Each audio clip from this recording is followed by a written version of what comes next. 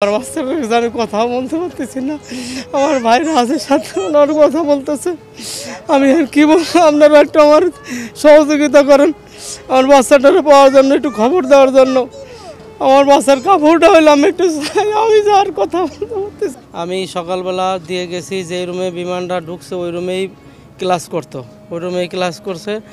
আমি সকালে দুপুরের ঘটনার পরেতে উপস্থিত ওইখানে হয়ে খোঁজ করছি, ভিতরে পাইনি। সব হাসপাতালে, উত্তরা হাসপাতাল, বার্ন ইউনিট, সিএমএসে সব জায়গায় খোঁজ করছি, কোথাও পাইনি। আপনাদের কাছে আমার আকুল আবেদন, আমার বাচ্চাটার একটু সন্ধান আপনারা দেন। আমি ঘরে যেতে পারতেছি না। আমি ঠিক আছে, আমি আসবো। হলো তিনজন, দুটো মেয়ে একটা ছেলে। বড় মেয়েটা 8-এ পরে চলে গেছিলো আগে, ওতে এই সাইডে ছিল। আর ছোটোটা হলো এনেছে, যে রুমে পড়ে ওই রুমেই পড়ছে, ওর যাইতে পারে নাই, বাড়িতে পারে নাই। বড়টা যে খবর দিলে আমি দৌড়ে আইছি সাথে সাথে। আমার বাসা হলো নয়নগর, দেশের বাড়ি ফরিদপুর হলফাডাঙ্গা। মেয়ে তো সবসময় আমার নিতে আসতে বলে, আমি নিতে আসি।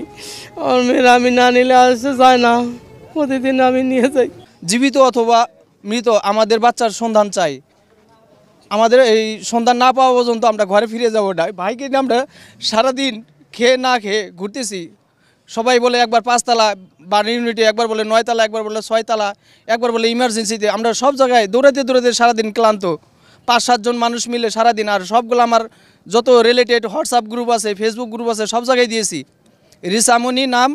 রাইসামণি নাম 8 বছর বয়স, ক্লাস 3-তে পড়ে।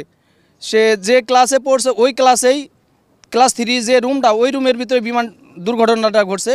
সে ক্লাসের ফার্স্ট যে টেবিলটা, ওই টেবিলেই সবসময় বসতো।